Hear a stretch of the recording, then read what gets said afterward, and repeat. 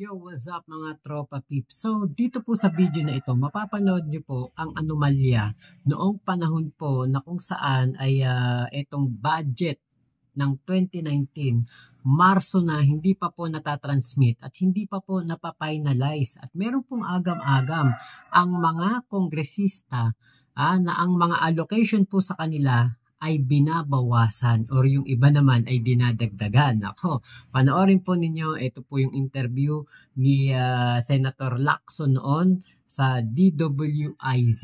At ito po yung nangyari, March 2, 2019 budget hindi pa natatransmit at hindi pa po nailalabas kasi nga merong dagdag bawas. Panoorin po ninyo. Ang chairman ng Committee on Public Order and Dangerous Drugs, chairman ng Committee on Games and Amusement at Committee on Accounts, Senator Panfilo Lacson. Hi sir, magandang hapon po. Shelly, magandang hapon. Sa mga nakikinig, magandang hapon din. Sir, kung hindi kayo nagtanong, minsan sakalang din namin na-realize na bakit nga hanggang ngayon hindi napipirmahan yung 2019 budget? Yun pala hanggang ngayon hindi pa na itatransmit sa Malacanang. So, ano po ba yung informasyon nyo? Bakit ho nadidelay yung transmittal nitong 2019 budget? Actually, nagsimula kasi may mga nag-feedback na mga ibang congressmen. No? May mga nakausap ko kasi na nag-aalala sila, may baliti sila dahil nag-circulate doon sa House na hanggang ngayon, minamanipulate pa rin yung mga numero, yung mga alokasyon na para sa kanila. Inaamin naman nila na talagang pork barrel yung sa kanila. Pero nag-aalala sila dahil yun nga, balak daw bawasan yung kanilang mga alokasyon na na-carried na doon sa bicameral report. So, yun ang kanilang agam-agam. So, ang ginawa ko, nagtanong ako din sa sarili natin doon sa budget monitoring, research and monitoring. At sabi nga nila, hanggang ngayon, hindi ma-transmit at hindi nila ma-finalize kasi nga, ang sabi ng House counterpart nila, teka muna kasi hinihintay pa namin yung mga ibang kasamahan doon sa House para magsumite ng listahan ng mga projects. So sabi ko, hindi ba anomalous na yan dahil inaprubahan na, naratify na, paano pang ma-aprubahan yung halimbawang iba yung isnabit? Paano ngayon magse-certify yung Senate President at saka yung Speaker of the House? Kasi remember, pagka in-enroll yung bill, magse-certify sila na yung kanilang sinasubmit, yun yung inaprubahan ng both houses. Correct. So, malaki ang problema. At ang tanong, bakit hindi nila isinabit yan noon pa bago mag-ratify ng BICAM? So sir, gusto ko lang malaman, pwede pa ba yung i-manipulate at yung ba naging kalakaran na before na after ng ratification ng BICAM report, pwede pang baguhin at pwede pang sakalang mag-submit ng listahan ng project na paglalaanan ng pondo ng ilang congressmen? Pwede pa ba yun? O nagyayari na yun before? Hindi po pwede kasi violation na ng legislative process yan eh. Remember, yung legislative process, nasa konstitusyon yan eh. Na yung bill, halimbawa budget measure, sisimula sa House, tapos yung Senado rin, at pagkatapos mag-limit pagka na-approve na ng both houses sa second reading at third reading, at may mga diferensya, may mga isi-synchronize o i-reconcile na mga disagreeing provisions, mag-limit sa BICAM. At pagka yung BICAM napagkasunduan na, iraratify ng bawat house, at yun na yung final. So kung meron pang hinihintay na submission, maliwanag na violation ng legislative process. Hindi lamang yon kasi meron na hindi itong tinitingnan na abuse of discretion. Dahil nga wala nang approval to sa plenaryo ng House of Representatives. Bakit may hinahabol pa? And worse, kung ma-validate yung sinasabi ng mga ibang kongresista na imamanipulate pa yung mga numero at mga listahan, lalong masama na yun. So kung ganun po at ma-validate na yung ganitong pangyayari, yung violation ng legislative process na merong parang abuse of discretion, ano pong dapat, sino yung dapat na kumilos para questionin at panagutin yung gumawa po nito? Well, yun nga yung kung mamanipulate pa yung mga entries doon na naratipikahan na sa BICAM, yung subject to validation. Pero ang maliwanag dito at yung kumpirmado na, yung hindi pa nakakasumite, yung ibang mga kongresista ng listahan ng mga proyekto. Paano pa sila magsasubmit? Sino mag-a-approve nun nung isasumite na lang listahan ng proyekto? Pero tapos na yung BICAM, nakaratify na, nakarecess na nga kami. So ano pong information ninyo? Ano to? Pinapayagan ng kasalukuyang liderato ng Kamara? Hindi naman kikilos doon kung walang kumpas yung liderato eh. Siyempre, doon dadaan yung sinasabi nilang hinihintay nila na listahan ng mga proyekto.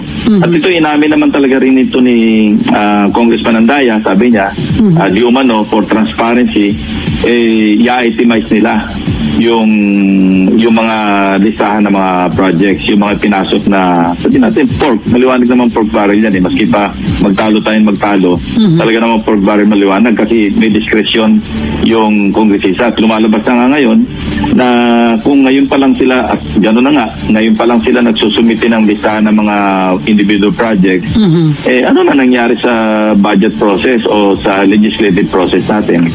Napakalabo.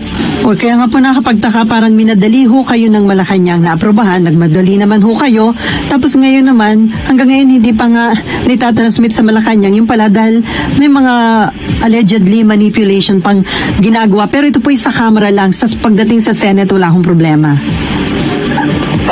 Hindi nga kami minadali, kaya nga tayo rin-active kasi na-delay eh.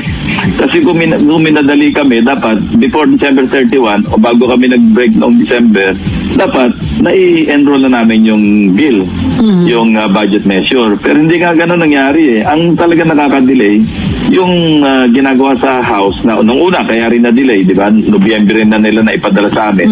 Dahil yung na-approve na nila on second reading, hindi na nila binalik sa plenaryo para aprubahan ulit. Kundi, nag-form sila na small committee, small group committee, at sila na lang yung nagpalit-palit ng mga numero doon. At sa kapapalit nila, na-delay na antala ng antala, hindi lang namin napura. At kung natatanda mo, di ba, kinwestiyon namin bakit nadidelay na masyado. At alam ko rin man yung dahilan, dahil nga may mga nakakausap din ako sa House, kaya hindi mai-transmit sa Senado yung tinatawag na GAB, yung General Appropriations Bill o yung House version, dahil ginagalaw pa nila yung mga naaprubahan na sa second reading. Yun lang, anomalous na eh. Lalo na ito, Bicameral Conference Committee report na ito, at babaguhin mo pa o kaya hindi pa pala final, ano na nangyari? So, di lalong masama. Ano po ang pwede niyong gawin para ma-validate itong mga information na nakuha niyo na nangyayari sa Kamara? Well, titingnan lang naman namin yung in-approve na o naratipikahan na BICAM report. I-compare namin doon sa isasabit ng House. At kung may pagbabago, maliwanag na ginalaw nila. So ano po, napag-uusapan po ba niyo ito ni Senate President Vicente Soto III? At ano yung sa tingin niyo dapat napanawagan sa Pangulo dahil ang Pangulo po ang mag-a-aproba nitong 2019 budget yung PPM? Kaya nga technically hindi pa naman talaga, hindi masasabing post-enactment kasi hindi pa nga napirmahan yung budget. Pero kahapon, kausap ko rin si Senator Ligarda, siya naman yung chairman ng Finance. At sabi niya, nag-a-assure siya na hindi niya papayagan na mapalitan pa kung ano yung inaprubahan sa BICAM. At yun ang maliwanag na sinabi niya. Ang problema, si Congressman Andaya, nagtuturo rin sa Senado, pati raw yung Senate, ngayon pa lang daw nagsasubmit ng listahan. Nung tinanong ko si Senator Loren kahapon, sabi niya, hindi totoo kasi bago pa magharap sa BICAM, kumpleta na yung listahan ng sinabit ng mga senador. So, well, of course, I have no reason to doubt yung sinasabi ni Senator Loren, totoo. Pero ina-assure niya na hindi niya papayagan na mapalitan pa kung ano yung lumabas sa bicameral report. So sir, wala naman nga kayo nakukuhang information na may ilang senador na ngayon pa lang din nagsasubmit ng listahan ng mga project na paglalaanan nung kanilang ipinalaan na pondo sa 2019 budget? Wala naman. Kaya wala naman na nasagap yung information. Kasi congressman din yung sabi sa atin eh. Nag-volunteer mo na nangangamba. Siguro mga 2 linggo na nilang binabanggit yan eh. Na some congressmen, sasabi nila, paano raw yun? Sabi ko, hindi po pwede yun. Sabi nila, ginagawa na nga eh. Sabi ko, hindi, questionin nyo. Ang tanong naman nila, saan nila ko questionin? So, yun ang parang humingi sila ng saklolo sa akin, sabihin na natin ganon, para may katulong sila na questionin yung ginagawa sa House na in spite na nakapasa na sa BICAM, bakit at naaprubahan na sa plenaryo, ng bawat plenaryo, bakit ngayon ay binabago pa? Sila, sa kanila naman na nanggaling ang information. But of course, that's subject to validation. Pero nung tinanong ko nga yung aming budget monitoring office, kinumpirma nila na talagang hindi talaga maipadala pa kay Senate President para pirmahan yung enrolled bill. Dahil nga, nakikiusap yung House na, teka muna kasi hindi pa final. Piniprepare pa yung listahan daw ng listahan ng mga proyekto. So nakita mo na kung gaano ka blatant yung tanggi na walang pork. Pero sa ginagawa nila, maliwanag naman pork. So sir, ano naging commitment nyo doon sa mga nagsumbong sa inyo o lumapit sa inyo para nga ma-question ito? Ano po yung pinangako nyo sa kanila na gagawin ninyo doon sa mga information na yon na pinarating sa inyo? Well, of course, kailangan i-validate muna. Mababalidate lang yun kung makumpleto na yung submission ng House at maikumpara doon sa inaprobang BICAM. Remember, may dokumento naman yun eh. Kung magkakaroon ng pagkakaiba, hindi papayagan ng Senado. So, yun ang assurance na pwedeng ibigay sa kanila doon sa mga kongresista dahil may assurance naman na binigay si Senator Ligarda na pagka nag-submite at initially makita nila may pagbabago, may mga changes, hihiling siya ng isang pagpupulong ng mga senador para ipresenta niya at para makapag-decide kami rin as a body kung ano yung dapat namin gawin. Of course, ang bottom line, hindi namin papayagan at mag-i-stick kami doon sa naratipikahan na Bicameral Conference Committee report. So sir, kailangan bago po pala ito may parating sa Malacanang, dadaan muna sa Senate dahil kailangan pang pirmahan ni Senate President Soto. Ano po yung... Oo. So, dalawa nagpipirme. Basta enrolled bill, ang nakapirma dyan, Senate President at saka House of Speaker of the House. Kasi nga bicameral body tayo. So kakusapin niyo po ba si Senate President Soto na bago niya pirmahan, ma-review mo muna yung ipapadala ng House of Representatives na copy ng GAA? Actually, naiparating na ni Senator Ligarda sa kanya at aware na rin si Senate President na gano'n na mangyayari at ang nabanggit niya ni Senator Ligarda kahapon. Basta dumating yung finally na isabit na ng House yung kanilang listahan at may nakita silang pagbabago, agad siyang hihiling ng pagpupulong ng lahat ng senador para i-discuss namin as a body kung ano yung dapat namin gawin. Pero of course, foregone conclusion, hindi namin papayagan na mabago pa yung bicameral report. So kahit naka-adjourn yung session at busy sa kampanya ang karamihang mga senador, magpapatawag ho ng All Senators Caucus regarding this? Yun ang sabi ni Senator Ligarda. Sa tingin ko naman, makikipag-cooperate naman yung mga ibang lahat ng kasama namin kasi importante ito eh. Kasi legislation ito, pinaka-importanting piece of legislation nga sa buong taon, yung budget bill, di ba? Sir, paano pananagutin sa kaso ng abuse of discretion? Kung nagkaroon ng abuse of discretion ng isang lawmaker, ano yung proseso? Yun ang problema kasi sa sistema natin ngayon, yung judicial process, okay, na-question na yung tungkol sa pag-barrel, nagdeklara yung Supreme Court ng na unconstitutional na at hindi na pwede payagan. Pero may mga palusot nga na ginagawa. Ang po pwede lamang gawin, dumulig-ulit sa Supreme Court para questionin itong bago na naman na ginagawa para to go around yung pagsisingit na naman ng mga pork barrel locations. Ang maganda sana mangyari, kung mayroong maliwanag na violation, pwedeng mag-cite in contempt or for contempt yung Korte Suprema kasi kung tinatransgress o binaviolate yung ruling ng Korte Suprema, kung mayroong magdulog doon na i-cite for contempt yung mga taong nagbabiolate, para may kaukulang sanction o kaya penalty. Kung hindi man, multa. Kasi pagka contempt naman, pwedeng ikulong, pwedeng iyan. Pero walang ganong nangyayari kasi. Kaya nga, minsan, di ba, nagbabago-bago yung jurisprudence. Kasi pagka merong nagsagawa ng panibagong act or acts na hindi tama doon sa ruling na Supreme Court at nagkaroon na naman ng pagdinig yung oral arguments o i-discuss ng Supreme Court, minsan nababago pa nga yung jurisprudence. Di ba? Ganon ang nangyayari. Sana maiba yung sistema. Pagka ganyan, maliwanag na mayroon ng ruling, yan na ng leading case ngayon na unconstitutional na yung ganito mga practices. At spelled out naman yun eh. Ini-invoke lang lagi ng mga kasamahan ko na rin, pati sa House.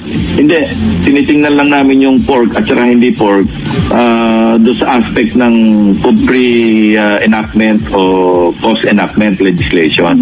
Yun lang ang definition nila eh. Samantalang nung nag-interpellate niya ako, inisa-isa ko yung mga paragraphs, di ba? Yung sa dispositive portion na hindi lang limited o confined doon sa post-enactment saka pre-enactment. Sinisimplify nila to suit their purpose. Sir, kapag na-validate, ano ba ito? First time na mangyari na after na ma-ratify yung BICAM report, meron pang ganitong manipulation sa budget at saka lang magsasubmit ng listahan, no? Ito yung nangyayari na rin sa mga nakalipas na taon. Ginagawa na rin. At the very least, ngayon ko lang nalaman na may nangyaring ganyan. Yun ang So, I don't think may nangyaring ganyan noong nakaraan. Kasi marami namang mga first na nangyari nung nagpalit na liderato sa House eh. First time din namin narinig na na-approve na ng second reading. Hindi naman bumalik sa plenaryo, bigla na iba yung in-approve ng second reading. Hindi nangyayari yun eh. Kasi sa Senado nga, maliwanag yung rule namin dyan eh. Na kapag na-approvehan na yung isang measure on second reading, pero lang kaming 48 hours at ang pwede lang mag-raise ng mag-motion for reconsideration yung isa sa mga bumoto in favor of the measure. At 2 araw lang yun, 48 hours lang. Pag lumampas yun, hindi na pwedeng habulin. So, sa House, hindi ko alam kung meron silang ganong rule, pero I suppose halos magkapareho naman yung rules ng Senado at saka yung rules ng House. Pero sila na mismo nagbabiolate ng rules sila. Dahil approve ang second reading, nakaraan na yung kung ilang linggo na o buwan na yata yung nakaraan kasi in-approve nila second reading napakaaga eh. Parang Agosto pa lang yata yan eh. Pero Nobyembre, nabago nila lahat yung in-approve nila sa plenaryo ng second reading. Binago ng isang maliit na grupo. Ang kiniklaim nila doon, represented naman yung minority, represented yung majority, na pag-usapan na baguhin ito, tanggalin yung mga ibang insertions o yung pork barrel ng mga nakaraang liderato at pinalitan naman nila, lumobo naman doon sa mga kaalyado nila. So yun nga eh, whatever is inconvenient, yun ang legal sa kanila eh. Sila nag-i-interpret. Pero nakadepende kung sino po yung mga leader, no? Depende sa yung House leadership kung sino yung mga nakaupo. Pero kung ngayon lang natin narinig na ganyan, yung mga dating liderato ng House, hindi naman yata ginagawa yan. Kasi maski mga congressmen, pag nakakausap ko, nangyayari na ba dating sa inyo yan? Kalakaran ba talaga yan? Sabi lang, hindi naman. Ngayon lang nangyari yung approve on second reading, lumampas na yung ilang buwan. Tapos biglang nabago yung na-approve on second reading na hindi man lang pinipresenta pabalik sa plenaryo. So sir, may possibility pala na ma-delay palalo ang pag-transmit nitong GAA sa Pangulo kung sakaling makita nga ng Senado na may matinding manipulation at violation na ginawa po ang Kamara? Pero kung magpirma si, kung ba, nakita namin may pagbabago. At siyempre, mag-uusap yung dalawang leaders.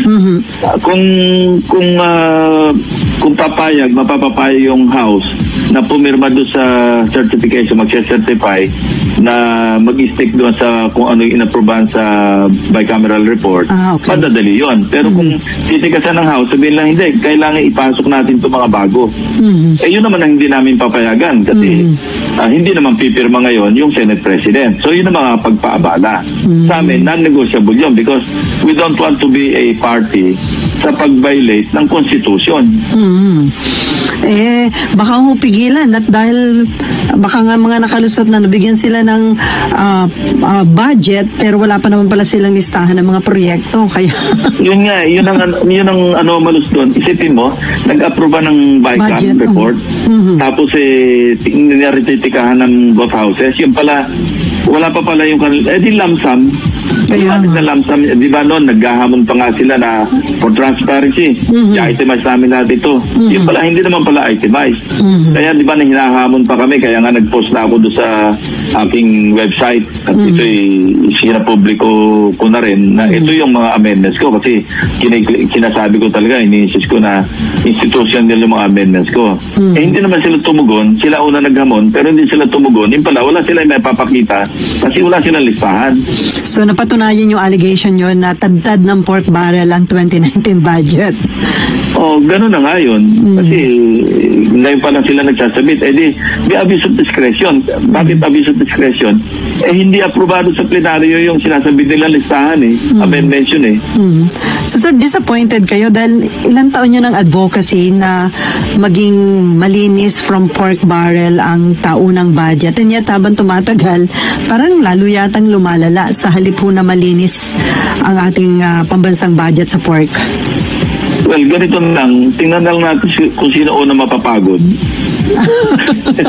Basta ako sinasigurado ko hindi ako mapapagod ng kakukwestiyon. Kasi sinabi ko nga, ito yung lifeblood ng natin ng bansa natin na bawat Pilipino. Kasi dugo ito Pag pinutol mo ito o kaya nagkaloko-loko yung daloy ng dugo, di ba? Kung di stroke ang abutin mo, anemia. Mamamatay at mamamatay ka. Ganon din itong ikukumpara natin sa buong bansa. Yung national budget, ito yung lifeblood, dugong nananalaytay sa ugat ng bawat Pilipino. Pag pinabayaan natin to, ano mangyari na sa bansa natin? Increase na lang tayo na increase ng tax. Pagkatapos ninanakaw. Pag nung minsan nga, kausap ko rin yung mga congressmen, nagdi-discussion kami. Tinanong ko sila, sa tingin ninyo ba, kung i-estimate natin, yung overall, yung budget, 3.757 trillion. Set out yung mga nakaraang budget na trillion. Conservatively, magkano yung nawawala sa corruption? Isama na natin yung PS kasi alam na ba natin may mga ghost employees. Isama na natin lahat yung intra, livelihood, lahat na. Yung 3 trillion na higit. Yung almost 4 trillion. Conservatively, ano yung estimate? Ako na rin sumagot. Sabi ko, ako magiging mabait ako sa estimate ko. A good 30% of the national budget nauwi sa corruption. Wag na yung sa inefficiency. Iba pa yun Yung inefficient yung planning, nagagawa yung proyekto na hindi pala naayon sa planning, kaya naantala. Iba pa yun. Yung corruption lang. Yung sa dredging, sa desilting, tapos sa komisyon, tapos sa ghost employees. Sabi ko, magbabait na ako, 30%, tama? Wala ka sumagot So, alam din nila na computin mo yung 30% ng 3.7 trillion kung magkano. Daan billion. Halos 1 trillion yun. Trillion na pala yun. Trillion. Halos, sabihin natin, between 900 billion to 1 trillion kasi 30% ng 3.7 O 3 times 7, 21. 3 times 3, 9. Di ba? Ang laking pera. May 1 trillion galing yun sa bulsa ng ating mga kababayan. Tayo nagbabayad ng tax. Tapos nagugutom nyo, di ba? May nagkakamatay. Yung sa missiles lang. O bakit kulang yung of course, may mga ibang factors doon. Yung pangamba, yung takot sa vaccination. Pero pag pumunta ka sa mga ibang, di ba? Yung nag-viral pa na nag-improvise ng ballpen yung bata.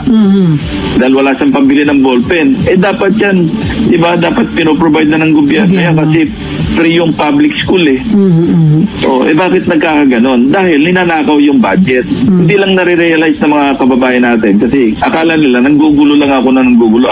At least yung mga kritiko, yung talagang ano ba itong gustong palabasin? Nakakanig ako ng mga ganong comment. Pero ako, hindi ko na minamind yun kasi kung tatablan ka ako ng mga ganong negative comments, hihinto ako. May kanya-kanya tayo advocacy. Nagkataon, ito yung advocacy ko among other things, among other advocacies. Ito yung pinakamalaki kong advocacy. So talagang, sino bang gusto magtaga na magpuyat ng katitingin doon sa kalilit na numero, kalilit na font? Mahirap yung ginagawa rin ng mga staff ko, yung ginagawa namin, umaabot pa yung mga staff ko kung saan lugar, hanggang sa Samar, hanggang sa Mindanao, para kunan lang ng pictures yung para ma-prove ko lang yung point ko na ito yung pinwestiyon ko last year. Sabi niyo, maayos. Eh pala hindi ayos, may bahay sa gitna ng kalsada. Yan na nga lumabas sa aking interpellation. Para ipamukha sa kanila na hindi pa tayo tapos. Mas kinaaprobahan na yung budget ng isang taon. Hindi tayo nagtatapos doon kasi titingnan ko yan. Kasi nga, ang bottom line, pera namin yan eh. Pera natin lahat yan eh. Kaya nga, di ba, pinulaan ko yung House leadership na out of goodwill, wala raw masisiro na kongresista. Sabi ko, anong goodwill? Anong gesture of goodwill? Hindi mo naman pera yan. Correct. Pera ng Pilipino yan eh. Bakit goodwill mo? Kung paghati-hatian nila yung pera, parang kanila yung pera. Ano parang po? kanila, para bang, mabait yung speaker natin. Binigay tayo ng 60-60. Yung pala, 160 pa yung bawat isa. Yung iba, nakakalamang pa hanggang sa mga ilang bilyon. So sir, sinasabi ng Malacanang, baka daw March 15, mapirmahan na ni Presidente itong General Appropriations Act. So, it means hindi pala yun, walang kasiguruhan dahil depende pa nga sa gagawin kung ano yung itatransmit ho sa Senate para papirmahan kay Senate President Soto. Ang premise noong March 15, March 1, nasa Malacanang na yung enrolled bill. Kahapon March yun. 2 na ngayon eh. Oo. Wala pa hindi pa nga tapos eh. Kasi nga, at medyo may proseso pa yun. Kasi pag naisabit, halimbawa sa isang linggo, naisumitin na ng House yung kompletong listahan ng proyekto. At ito naman eh, siyempre, bubusisiin pa uli sa Senado, initially ng Budget Monitoring Office, yung research namin. Kung halimbawa may pagkakaiba, ipresenta pa sa mga senador. At kung halimbawa hindi tigasan namin, at titigasan talaga namin, I for one, will insist na hindi po pwedeng baguhin natin yung BICAM report. And I'm sure my other colleagues will agree na hindi na pwede talagang baguhin yung BICAM report. Kasi kung hindi, babalik uli kami, mag-special session kami, at hindi na rin pwede kasi ngayon na mangyayari yung bicameral conference na ratifikahan, babaguhin mo pa. Babaguhin, okay, naku, ating monitor yung magiging development yung pagkakaon yung klase ng... Magulo at saka magulo ang ginagawa nila. Talagang lahat pinaglalaroan nila. Bakit? Pera eh. Question ng pera. Question ng greed. Wala nang kahihiyan. Ay, naku. Yun ang bottom line eh. Hindi na nahihiya. At saka wala na. Kapalmoks na eh. Sobra na eh. Grabe, no? Paano kaya natin babaguhin itong ganitong kalakaran at ganitong attitude na ng ilan nating mga politiko? May mga nakulong na nga eh. Oo nga. At saka ang daming may kaso. Di ba ang daming pending na kaso pa sa Ombudsman sa Sandigan? Ay, baka kasi sa bakit hindi natatakot? Ang tanong nga bakit hindi natatakot? Hindi nangangamba. Lahat ng remedyo ginagawa. So, nakakabahala yung gano'n na parang wala na akong kinatatakutan. Ano po? Nakakayamot pati. No. Di ba po, napakinggan ninyo. Imagine niyo po yan, panahon po yan ni Digong. Minamanipula daw po ang budget ng House of Representatives. Ang allocation para sa mga kongresista. Inaamin daw po naman ng mga kongresista na talagang pork barrel ang sa kanila, pero nag-aalala sila dahil balak daw bawasan ng kanilang mga allocation na carried na sa bicameral report. Imagine niyo po yun. Napirmahan na po yung budget noong 2019. Pirmado na ni Digong. Siyempre, di ba bago magtapos ang ating taon, kailangan may budget na para sa susunod na taon. Nagaganap na yung bicameral conference na yan o bicam report na yan.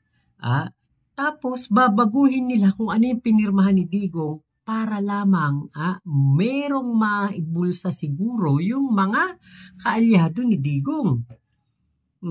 Sabi pa nga dito, halimbawa, iba ang submitted, papaano ma-certify ng SP at ng speaker? Kasi pag enrolled ang bill, magse-certify sila na ang kanilang sinasubmit, yan ang inaprubahan ng both houses. So, malaki ang problema at ang tanong, bakit di nila sinabit noon pa bago mag-ratify ang BICAM?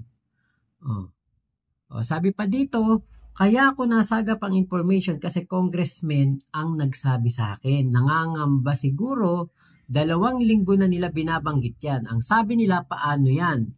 Sabi ko, di po pwede yan. Sabi nila, ginagawa na nga eh. Sabi ko, questionin yun. Sabi nila, saan ko questionin? Saan mo ko questionin? Yung pirmado na ni Digong. Na minamagic pa. Yun ang isa talaga sa pinakamali. Bakit? Enrolled bill na, pirmahan na, GAA na, GAB na yan. Aba, saka mo i-edit kung magkano ang ibibigay sa mga kongresista. Kaya lumapit yung mga kongresista kay Panfilo Lacson. Dapat magsalita si Panfilo Lacson kung bakit, kung ano ang nangyari noong 2019 at bakit ganun ka-delay. March 2 na, lumabas itong balita na ito. Aba, wala pang ginagawa si Panfilo Lacson. Ngayon, kinakalampag niya ang Senado. Yun naman pala, sabi ni SP Chis Escudero, pwedeng i-edit. Meron pong omnibus motion doon na pwedeng ilagay, pwedeng idagdag kung ano, o i-edit, isulat kung ano ang mga adjustment ng BICAM. Yan ang parang humihingi sila ng saklolo sa akin. Sabihin na natin ganoon para may katulong silang question na ng ginagawa sa House of Representatives in spite na pasa na sa BICAM at naaprubahan sa plenaryo. Bakit ngayon binabago pa? Sa kanila nanggaling ang information, but of course that's subject to validation. Hindi ito po pwede kasi violation na ng legislative process yan. Remember, ang legislative process sa Constitution yan. May tinitingnan na abuse of discretion dahil nga wala nang approval ito sa plenaryo ng HOR. Bakit hinahabol pa? Worse, kung mabalidate ang sinasabi ng ibang kongresista na imamanipulate pa ang numero at listahan, lalong masama na yan. Yun ang dapat na nasisilip ni Vic Rodriguez. Kung ano yung ginagawa nila ngayon sa budget ng 2025, yun ang ginagawa noon sa panahon ni Digong. Kaya pala, itong si Digong, ngak-ngak, si Ungab ay naglabas ng fake news kasi dun pala kay Digong mas malala. Bakit? Marso na, pirmado na ni Digong ang budget. Aba, ito. Merong matinding merong matinding ginagawang magic. Yan na matindi. Yan pala yun. Sus Mariosep. Diba? Parang kaya pala pagkakita ni Digong sa pinakita ni Ungab, dadaka agad siya. Kinwestiyon niya ang buong budget ng 2025. Kasi pala, nung siya ang presidente, yun pala ang ginagawa ng mga taga-HOR. Yun pala ang gustong gawin. Bawasan ng alokasyon para sa mga representative. Actually dito, nakalagay dito, possible delay in the signing of the 2019 budget due to House post-ratification. Or, yun po ang nakalagay na parang dito, buod ng interview. So, hindi ko lang matandaan kasi hindi pa naman ako vlogger, hindi pa ako maalam sa politika noong pong 2019 kung March na ba ay hindi pa napipirmahan ni Digong ang budget ng 2019. Kasi meron pa lang, minamagic pa pala yung mga budget, yung mga pork barrel ng ating mga kongresista noon.